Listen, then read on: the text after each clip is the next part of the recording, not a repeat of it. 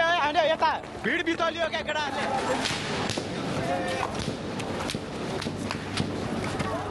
सक्यो मान्छे त बच्चा बच्चा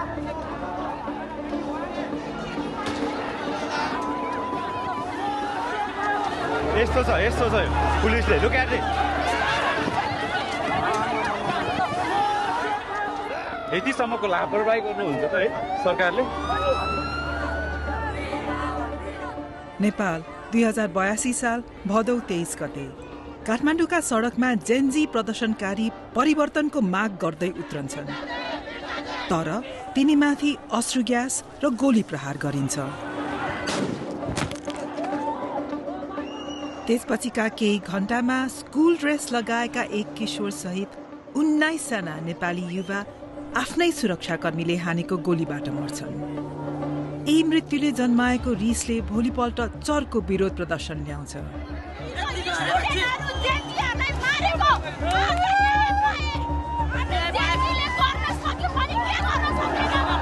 यसपटकको रिस नियन्त्रण गर्नै नसकिने बन्छ।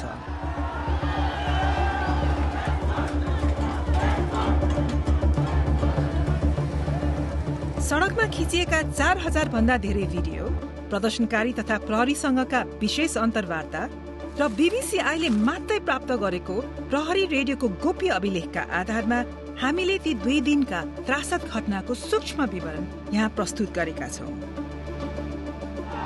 हामीले नेपालको शासक वर्गले कसरी यस प्रदर्शनमाथि नियन्त्रण गुमाए भन्ने खुलासा गरेका छौं।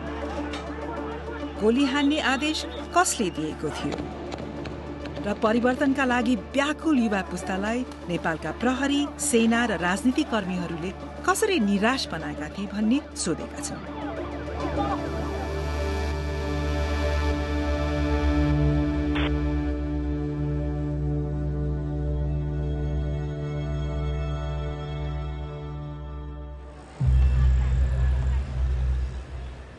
रिस र रक्तपातका ती 48 घण्टा पछाडि वर्षौंदेखिको कुण्ठा थियो। 1 दशक लामो सशस्त्र द्वन्द्वपछि 2064 सालमा नेपालले राजतन्त्र हटायो। 2072 सालको नयाँ संविधानले नयाँ थालनीको बाचा त गर्यो, तर 10 वर्ष बित्दा पनि त्यो बाचा यथार्थमा परिणत भएको छैन। नेपालका झण्डै 20% युवा बेरोजगार छन्। 10 लाख युवाका लागि विदेशको विकल्प छैन। देश ऋण र आर्थिक परनिर्भरतामै रहेको छ। सतहमा हेर्दा 3 मुख्य राजनीतिक दल बीच नै सत्ता घुमिरहेको चाहिँ देखिन्छ, तर पाका उमेरका केही नेता मात्रै दशकौंदेखि सत्तामा टाँसिएर बसेका छन् भन्ने धेरै नेपाली युवाको बुझाइ छ। जेनजी पुस्ताका धेरै विद्यार्थी जस्तै 26 वर्षीय रक्षा बम पनि लोकतन्त्रले सोचे जस्तो परिणाम दिन नसकेको मान्छिन्। नेपाली जनताको बलिदान, उनीहरूको संघर्षको उपलब्धि र भविष्य आज एउटा व्यक्तिको अहंकार र कुशासनको बन्धनमा छ।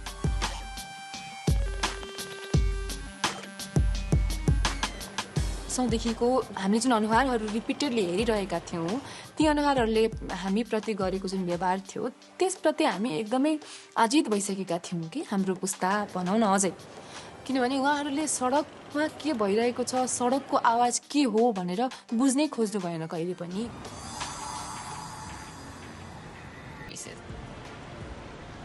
यस सन्देशले लाखौं युवा युवतीको मन छोयो। जस्तै घरमा बङ्कु भनेर मायाले बोलाइने 17 वर्षका श्रीयम चौलागाई।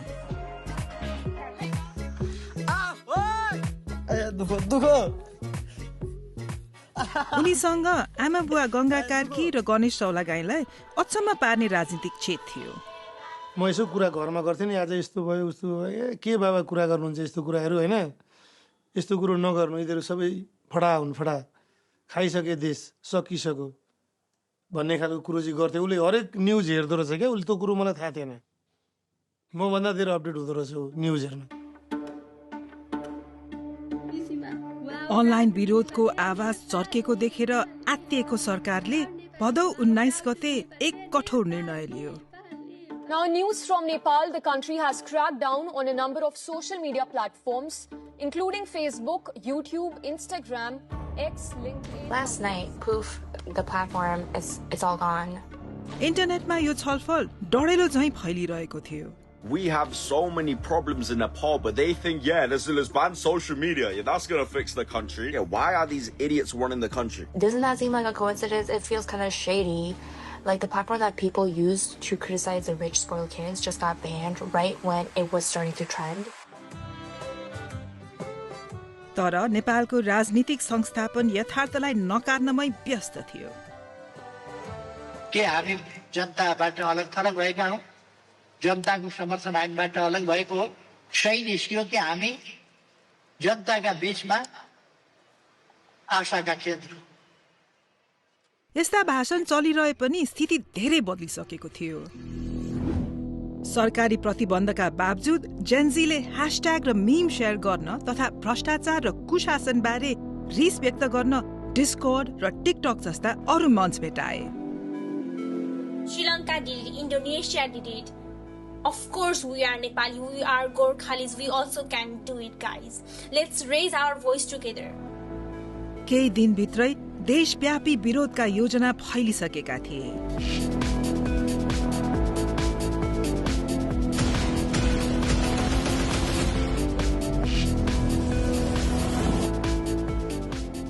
युथ अगेन्स्ट करप्सन नामको डिस्कोर्ड सर्भर समन्वय र छलफलको मुख्य केन्द्र बन्यो. आयोजक बीच भेला हुने ठाउँबारे सहमति हुन्छ. बिहान 9 बजे माइतीघर मण्डाला, काठमाडौँ.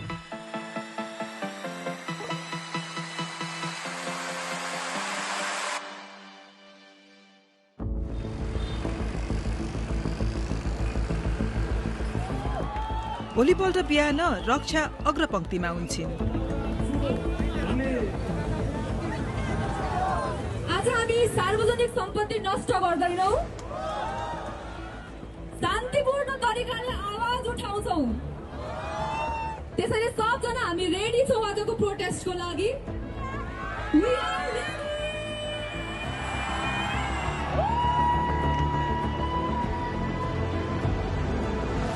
10:30 बजेतिर भीड़ मदन भण्डारी सडक हुँदै पूर्व लाग्छ. सरकारी गुप्तचर निकायले 3000 जति प्रदर्शनकारी आउने अनुमान गरे पनि 10,000 मानिस आइपुग्छ.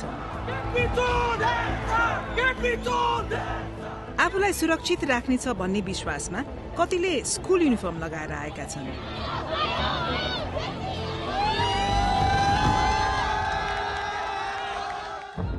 प्रदर्शनकारीहरू संघीय संसद भवनतिर जाँदैछन्. तर त्यहाँ पुग्नु अघि एउटा ब्यारिकेडले बाटो छेक्छ. करिब 200 प्रहरी र हजारौं प्रदर्शनकारीहरू आमुने सामुने छन्. त्यहाँको माहौल फेरिन थाल्छ.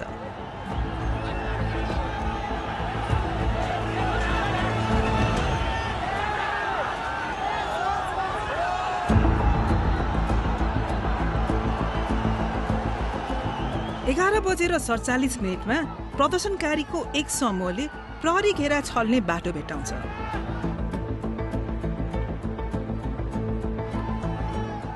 हक्क न बक्क भएका प्रहरी ब्यारिकेड छोडेर भाग्छन्.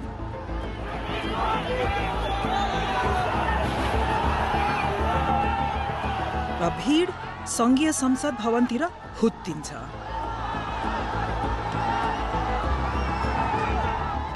आयोजकहरूले शान्तिपूर्ण प्रदर्शन आह्वान गरेको भए पनि प्रदर्शन अस्तव्यस्त हुन्छ.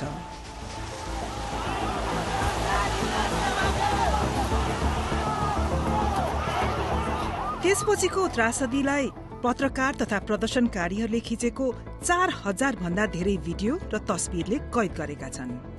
हामीले यो प्रमाण संकलन र विश्लेषण गर्न तथा प्रहरीबाट विशेष जानकारी प्राप्त गर्नमा महिनौं समय खर्चिएका छौं.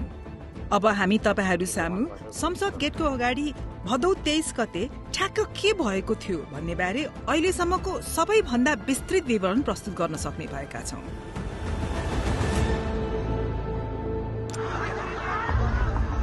एघार बजेर 58 मिनटमा प्रदर्शनकारी र हतियारधारी प्रहरीहरू आमुने सामुने हुन्छन्.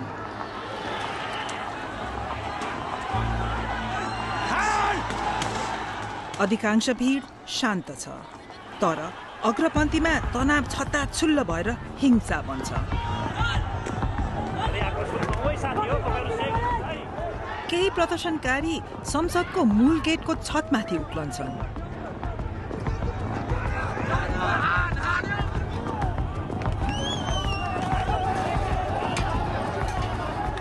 सवा 12 बजे एक समूहले पर्खाल तोड्छ।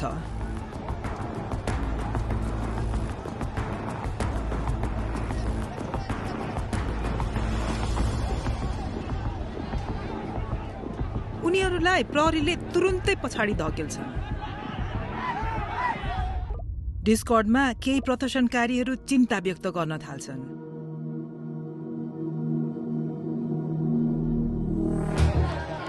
भीडमा हामी श्रीयमलाई देख्छौं। आफ्नी आमाले नजाऊ भन्दै यहाँ आएका छन्।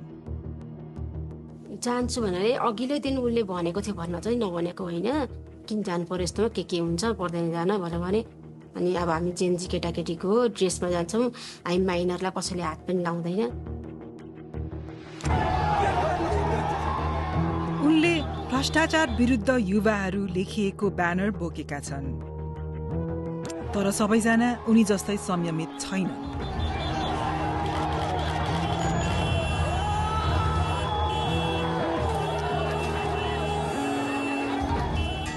साढे 12 कर्फ्यू घोषणा हुन्छ। अब यो भेला गैर कानूनी बन्छ।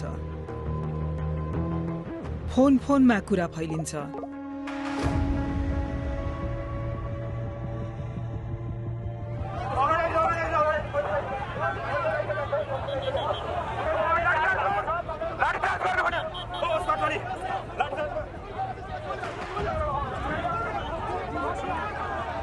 तर कर्फ्यू घोषणाले स्थिति झन बिगारेको झैं हुन्छ। प्रहरीले अश्रु ग्यास र रबरको गोली हान्छ।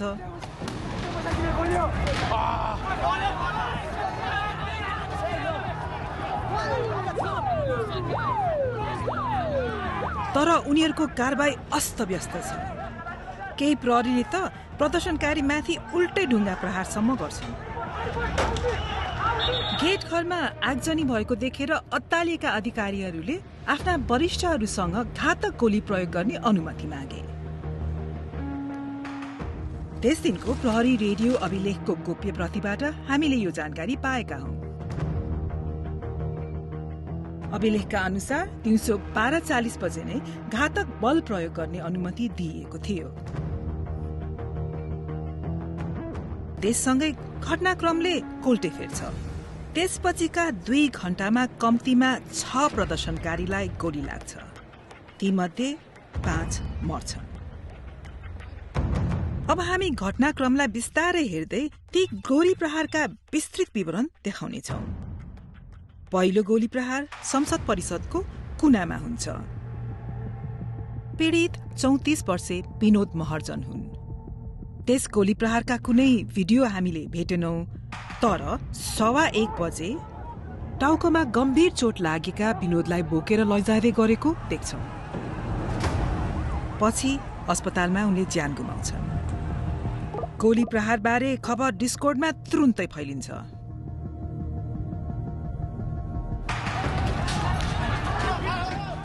र सडकको रिस चुलिएर क्रोध बन्छ। प्रहरी अलमल्ल बनेको छ। एउटा समूहलाई गेट बाहिर चेपुवामा बारिएको छ।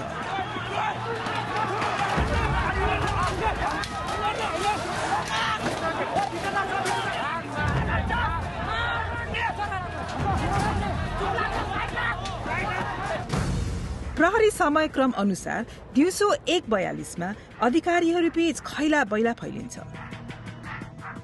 पुलिस सबै रक्ताम्य भएर मर्ने अवस्थामा छन्। मेन गेटमा गोली हाल्नुपर्ने अवस्था छ। भीडको आक्रमण 4 मिनेटसम्म चल्छ। अन्त्यमा अश्रु ग्यास प्रयोग गर्दै भीडलाई पन्छ्याएर प्रहरी संसद परिसरभित्र छिर्छ। लोग परिवर्तनको लागि यतिको क्रान्ति खोजेको थियो सायद देशले, गोली बर्सात भइरहेको छ थाहा छैन कतिजनाको मृत्यु भइसक्यो कतिजनालाई घाइते भएका छन् होइन एक पछिबाट हेर्ने हो भनेदेखि चाहिँ पुलिसहरूलाई पनि बिचरा माया लाग्यो त्यसपछि प्रहरी रेडियोमा आएको आदेश स्पष्ट छ फायर खोलेर सुरक्षित हुने अवस्था नियन्त्रणमा लिने त्यसपछि गोली लाग्ने व्यक्ति 27 वर्षे कमल घिमिरे हुन् 1:48 हामी उनलाई ठिक सडक पारी भेट्छौं यो कमलको आफ्नै फोनबाट खिचिएको दृश्य हो उनले भिडियो खिचेको प्रहरी अधिकारीहरूको टोलीमा कम्तीमा 2 जनाले बन्दुक बोकेका छन् त्यसपछि कमल अग्रपन्थीबाट टाढा हिँड्छन् प्रहरीमाथि ढुङ्गा हानिरहेको यस व्यक्तिको भिडियो उनको क्यामेराले कैद गर्छ र त्यसको लगत्तै कमल ढल्छन्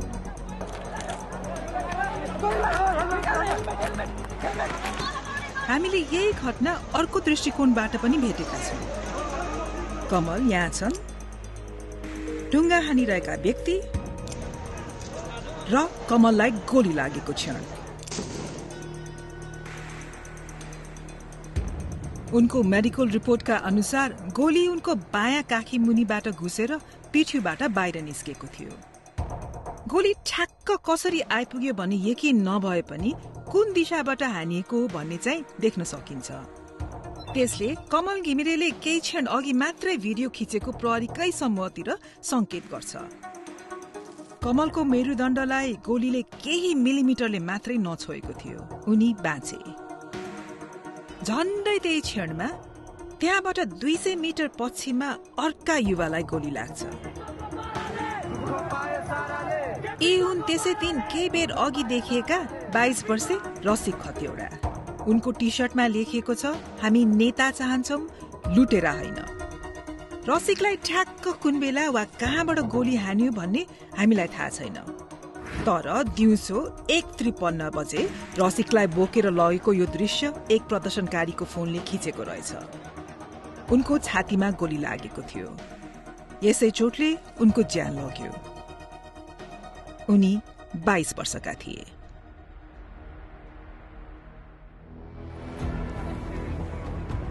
यस बेलासम्म डिस्कोड प्रयोगकर्ताहरू प्रदर्शनकारीलाई पछि हट्न आह्वान गर्न थाल्छन् तर 21 वर्षे सुलभराज श्रेष्ठ संसद परिसरको गेटमै बस्छन् उनले भ्रष्टाचार अन्त्य गर लेखेको कागज बोकेका छन् नीलो झोला बोकेका उनलाई हामी यहाँ गेटको झडप हेरिरहेका देख्छौं केही सेकेन्डमा केही पाइला पर यस्तो छ पुलिसले लुक एट इट सुलभको मृत्यु हुन्छ उनलाई अब बचाउन सकिन्न भन्ने लागेपछि प्रदर्शनकारीले सुलभलाई गेटसम्म पुर्याउँछन् उनको शरीरलाई सडकमा राख्छन् प्रहरीको ठिक अगाडि र नेपालको झण्डा उडाइदिन्छन्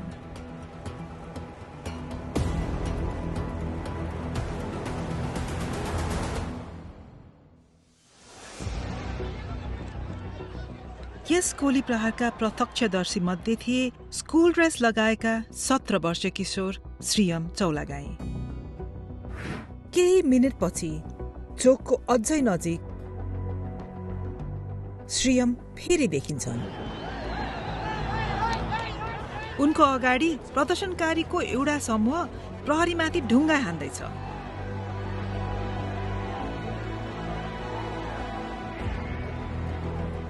यहाँको हिंसाबाट तर्केर श्रीयम चोकतिर फिर्ता हिँड्छन् यिनै उनका अन्तिम पाइला हुन्छन् केही बेरमा अर्को फोनले यो दृश्य कैद गर्छ जुन नेपाल भरि भाइरल हुन्छन्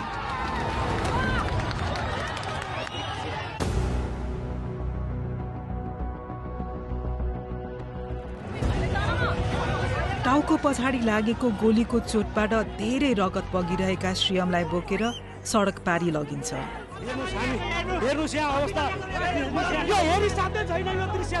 वरिपरिका मानिसले उनलाई एम्बुलेन्समा राख्छन् तर ढिलो भइसकेको हुन्छ। राष्ट्रिय ट्रमा सेन्टरमा आइपुग्दा श्रीयमको मृत्यु हुन्छ। भदौ 23 गते संघीय संसद बाहिर गोली प्रहारबाट मारिने व्यक्तिहरूमध्ये उनी सबैभन्दा कम उमेरका हुन्। नेपालका जेन्जी प्रदर्शनकारीले विनोद, रसिक र श्रीयमको मृत्यु प्रहरीको गोली लागेर भएको हो भन्दै आएका छन्, तर तीमध्ये कुनै पनि गोली प्रहारको दृश्य क्यामेरामा कैद भएको भेटिएन। त्यसपछि मारिएका योगेन्द्र न्युपानेलाई केही कदम पर मात्रै गोली लाग्छ। यसपटक भने योगेन्द्र ढल्दा गोली संसद भवन परिसरभित्रबाटै चलेको थियो भन्ने अहिलेसम्मको सबैभन्दा स्पष्ट प्रमाण हामीले भेटेका छौं। यस गोली प्रहारको 90 सेकेन्ड मात्र अघि संसद भवनमा यस्तो भइसकेको छैन। ब्लगर निषेध दाहालले आफ्नो क्यामेरा संसद भवनतिर फर्काए। शस्त्र प्रयोगहरू यता देख्न सक्नुहुन्छ हजुरहरूले। प्रहरीको यो समूहलाई ध्यान दिएर हेरौं। दिउँसो ठ्याक्कै 2:21 बजे उनीहरू संसद परिसरको पर्खालतर्फ अघि बढ्छन्।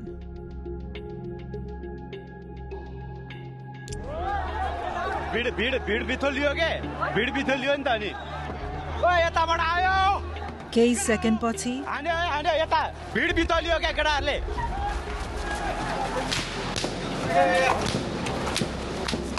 7 पटक बन्दुक पड्केको आवाज सुन्छ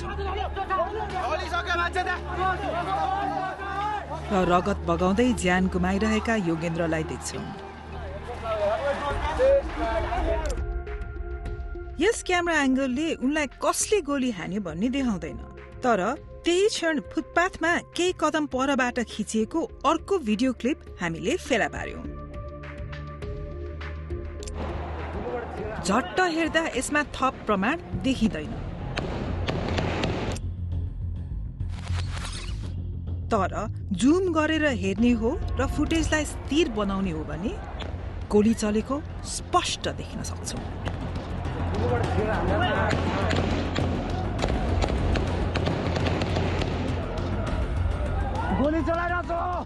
त्यसको 15 सेकेन्ड पछि प्रहरीको त्यही टोली झैं देखिने समूह मैदानको कुनातिर अघि बढिरहेको दृश्य तेस्रो क्यामेराले कैद गर्छ।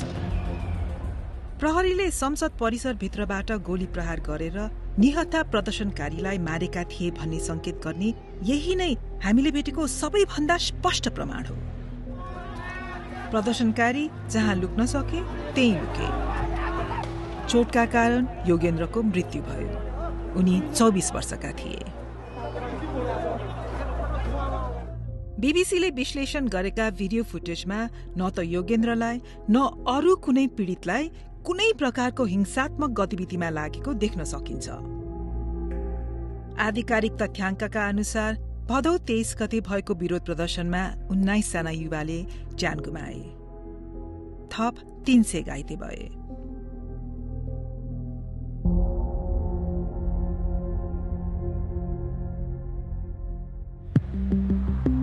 प्रहरीले आफ्नै नागरिकमाथि गोली चलाउने अवस्था कसरी बन्यो त? हाम्रा प्रहरी सूत्रका अनुसार यो आदेश कल साइन किलो 1 बाट प्रहरी रेडियो मार्फत आएको थियो। हाम्रा केही साथीहरू गम्भीर रूपमा घाइते भए। हामी मध्ये एकजनाले उद्धारको लागि भन्यो। किलो 1 बाट गोली चलाउने आदेश आयो। प्रहरी सूत्र र हामीसँग रहेको अभिलेखका अनुसार कल साइन किलो 1 ले प्रहरी रेडियोमा उक्त आदेश दिएका थिए, तर किलो 1 प्रहरी चेन अफ कमान्डको सर्वोच्च ओहदाका व्यक्ति थिएनन्। प्रहरी रेकर्डले देखाए अनुसार बल प्रयोग गर्ने पहिलो आदेश पिटो 1 कल साइनका उच्चतम अधिकारीबाट आएको थियो। कर्फ्यू लागिसकेको छ। आदेश माग गरिराख्नु पर्दैन। आवश्यक बल प्रयोग गर्ने। पिटो 1 प्रहरी महानिरीक्षक चन्द्रकुपेर खापुङ थिए। उनले घटनाका लागि आफू जिम्मेवार नभएको बताएका छन्। नेपाल प्रहरीले हामीलाई दिएको जवाफ अनुसार बल प्रयोग गर्ने निर्णय काठमाडौँ जिल्ला सुरक्षा समितिबाट आएको थियो।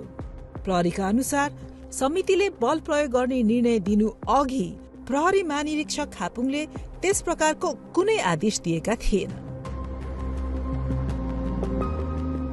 अन्य प्रहरी अधिकारीले गोप्य सूचना संकलन, तालिम र निर्देशनमा गल्ती भएको स्वीकारेका छन्। आफूलाई सहयोग नगरेकोमा उनीहरू नेपाली सेनालाई पनि दोष दिन्छन्। तर धेरैजसो प्रहरी त्यस दिनको घटनाबाट विक्षिप्त छन्। त्यो दिन भिड नियन्त्रण गर्नुको सट्टा हाम्रो टिमले उनीहरूलाई शत्रु जस्तै ताकेर गोली चलायो।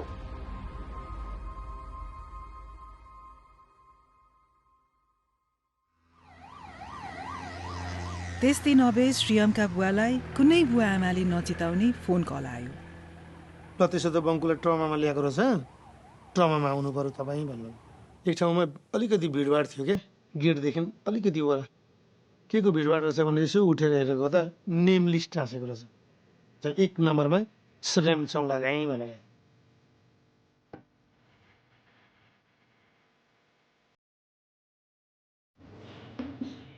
घरमा इन्ट्री हुने बित्तिकै वाइफले के सोध्यो भने बिरामी लिएर आउँछु भनेर जानुभएको, बङ्कुजी खोइ त तपाईँ एक्लै आउनुभयो त?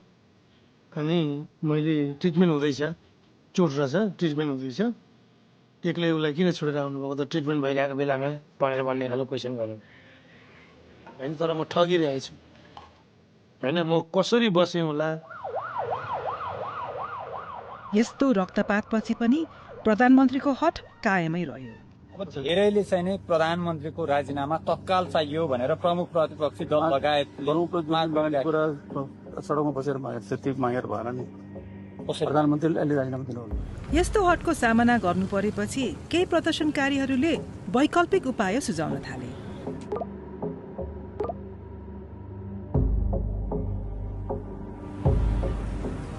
त्यो रात चाहिँ कहिले बिहान होला र कहिले फेरि यो सरकार विरुद्ध यसले उचालेको कदम विरुद्ध फेरि सडकमा जान पाइएला भन्ने बिहानको प्रतीक्षामा थिएँ म।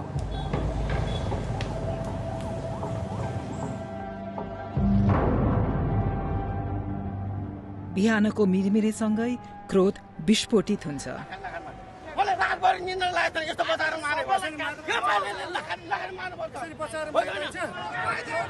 सुरुमा प्रशासनसँग एउटा योजना थियो। नियमित प्रहरी इकाइहरूले भीड नियन्त्रण गर्ने, तिनलाई सशस्त्र प्रहरीले सघाउने र सेना स्ट्यान्डबाईमा बस्ने। संसद भवन परिसरभित्र र वरपर सुरक्षाकर्मी परिचालन गरिन्छन्। बिहान 8:30 बजे कर्फ्यू लागू हुन्छ।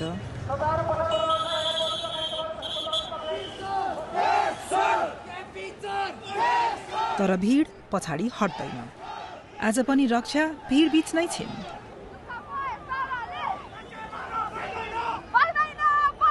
प्रदर्शनकारीहरू संसद भवनतिर अघि बढ्दै गर्दाको यो दृश्य उनको फोनले खिचेको हो। फेरि गोली चलाउन थालिसकेको छ संसद भवन अगाडि।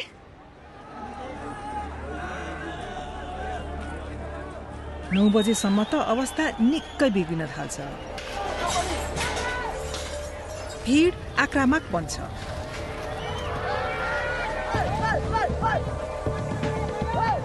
प्रहरीमाथि हमला हुन्छ।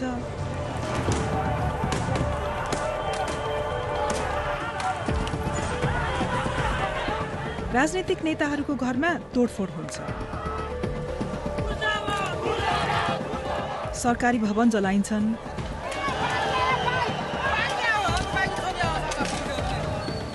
सत्ता निकट ठानिएका व्यक्तिहरूको निजी सम्पत्ति पनि टारोमा पर्छन्। त्यो हिंसा तत्क्षण इन्टरनेटमा फैलिन्छ।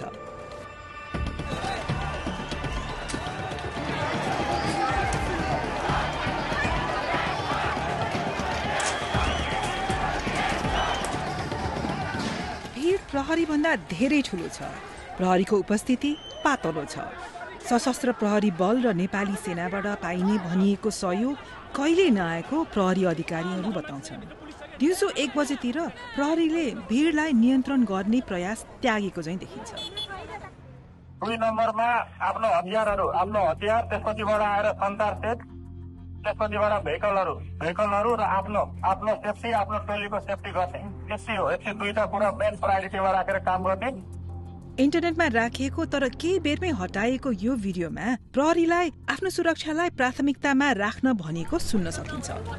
कन्टेन गर्न सकिन्छ, रोक्न सकिन्छ भन्यो भने सेलहरू प्रयोग गर्ने, तपाईँ आफ्नो सेफ्टीको ख्याल गर्ने है। जस्तो मैले पाउनु भएको थियो यो अल स्टेसन भिडियो कन्ट्रोल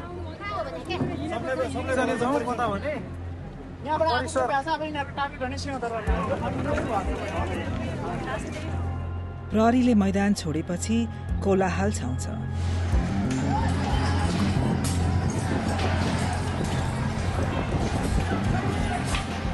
सुरक्षा हटाइएपछि संघीय संसद भवनमा भीडले कब्जा गर्छ।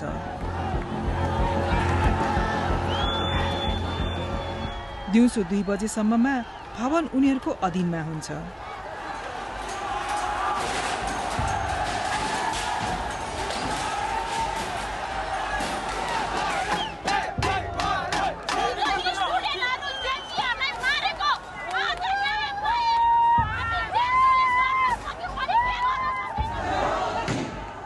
केही मिनेटमै भवनमा आगो लगाइन्छ।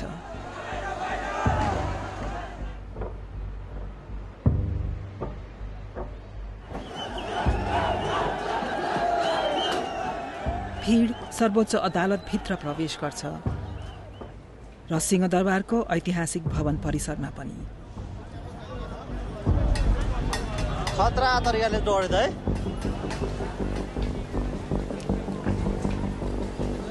आकाशमा सेनाका हेलिकप्टरले फन्को मार्छन्।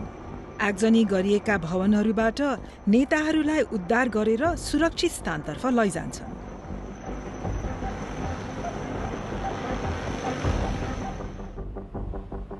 दिउँसो 2:30 बजेसम्ममा प्रधानमन्त्री तथा धेरैजसो वरिष्ठ नेताहरू सेनाको संरक्षणमा हुन्छन्। वरिष्ठ प्रहरी अधिकारीहरू पनि सैन्य मुख्यालय परिसरमा आश्रय लिन पुग्छन्। सडकमै छोडिएका तल्लो दर्जाका सुरक्षाकर्मी अब भिडको निशानमा पर्छन्। तीमध्ये केहीको वर्दी च्यातिन्छ, सार्वजनिक बेइज्जती गरिन्छ।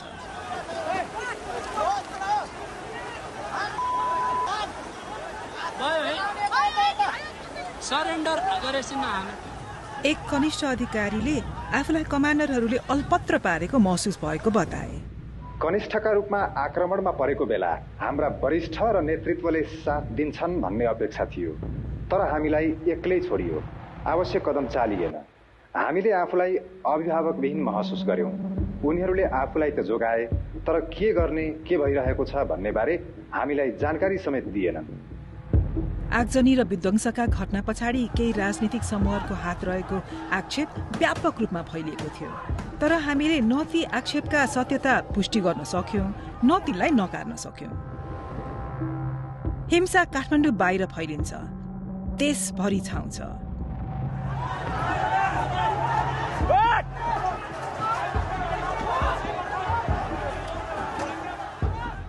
भदौ 24 गते दिउँसो प्रधानमन्त्री केपी शर्मा ओलीले राजीनामा दिन्छन्। एक हिसाबले लाग्यो कि हामीले देश अब हाम्रो भयो हैन, हामीले यस्तो अहंकारी, यस्तो सरकारलाई घुँडा टेकायौं भन्ने खुसी पनि थियो त्यो बेलामा, र एक प्रकारको हामी वेदनामा पनि थियौं। हामीले आर्मीलाई रिक्वेस्ट गर्यौं, प्लिज है अब यस्तो तपाईहरूले रोकिदिनुहोस्, तपाईँले कन्ट्रोल गरिदिनुहोस् भन्ने खालको, यो पिस मेन्टेन गरिदिनुहोस् भन्ने खालको आग्रह गर्यौं।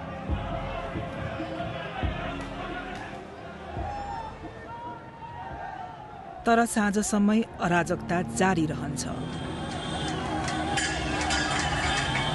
यो चलाएको मैले हो, यो नेपाल हाम्रो, हाम्रो यो नेपाल, कसैले केही गर्न सक्दैन। रात पर्दासम्म सयौं भवनहरू जलिरहेका हुन्छन्। ब्याङ्क र शस्त्रागारहरू लुटिन्छन्। 13,000 भन्दा बढी कैदीबन्दी कारागार फोडेर भाग्छ। 3 जना प्रहरीहरू मारिन्छन् र कम्तीमा 50 जना अरू नेपालीले ज्यान गुमाउँछन्।